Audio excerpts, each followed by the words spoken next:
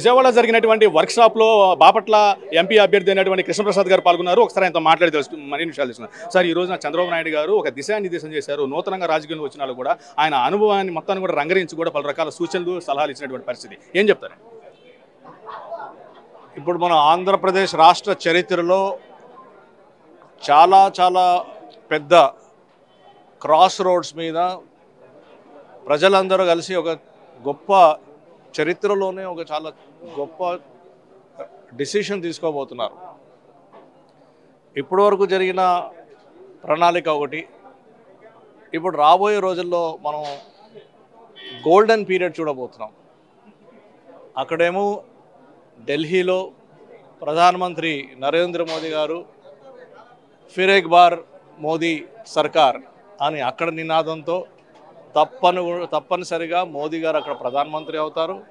ఇక్కడ ప్రజల సంక్షేమం కోసం నినాదంతో వస్తున్న నారా చంద్రబాబు నాయుడు గారు కూటమి, బీజేపీ, జనసేన పార్టీ కూటమితో ఇక్కడ బ్రహ్మాండమైన మెజారిటీతోని, అబ్సల్యూట్ మెజారిటీతోని, ఎటువంటి సహాయం లేకుండా ఇక్కడ రాష్ట్ర ప్రభుత్వం ఏర్పాటుపడుతుంది. ఇప్పుడు ఈ రెండు కలిసి డబుల్ ఇంజిన్ అవుతాయి. అక్కడ ప్రధానమంత్రి నరేంద్ర మోదీ గారు సెంటర్లో అక్కడ ప్రభుత్వము, ఇక్కడ స్టేట్లో ఈ కూటమి ప్రభుత్వం, ఈ రెండు కలిపి డబుల్ ఇంజిన్ అవుతాయి. కాబట్టి డబుల్ ఇంజిన్ యొక్క పవర్ వేరే ఉంటుంది. ఆ డబుల్ ఇంజిన్ పవర్తోనే ఆంధ్రప్రదేశ్ రాష్ట్ర ప్రజల యొక్క మొత్తం రాతనే తిరిగిపోతుంది.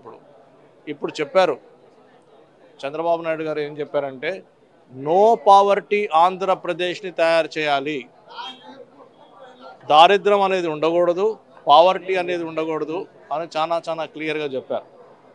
సో నాకు ఎటువంటి అనుమానం లేదు, బ్రహ్మాండంగా మంచి మెజారిటీని గెలవబోతున్నారు, ప్రభుత్వం ఏర్పాటు చేయబోతున్నారు. చాలా చాలా మంచి మేనిఫెస్టోతోని, ప్రణాళికతోని ప్రజల యొక్క సంక్షేమం కోసం ఒక కొత్త రికార్డు, ఒక హిస్టరీ క్రియేట్ చేయబోతున్నాం. పొరుగు రాష్ట్రానికి చెందినటువంటి మిమ్మల్ని ఆంధ్రప్రదేశ్లో, అందులో బాపట్ల పార్లమెంటు ఎంపీ అభ్యర్థిగా ప్రకటించారు. ఈ క్రమంలో ఇక్కడ స్వపక్షంలో విపక్షం చెలరేగదంటారా? ఎట్లా ఉంటుందంటారు మీ పేరు ప్రకటించినటువంటి పరిస్థితి?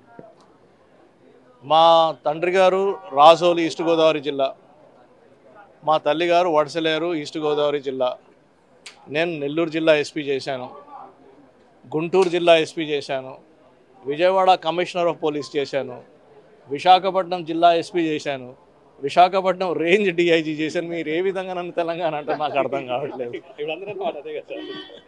సో ఎవరైతే తప్పుడు ప్రచారాలు చేయాలనుకుంటున్నారో వాళ్ళు ఏదో ఒకటి పట్టుకుని తాడు బొంగరం లేకుండా ఏమి లేకుండా ఏదో తప్పుడు ప్రచారాలు చేస్తుంటారు. అవన్నీ నమ్మకండి, దయచేసి నమ్మొద్దు. అవన్నీ ప్రజల కోసం మనం పోరాడుతున్నాం, ప్రజల కోసం సేవ కోసం వచ్చాము.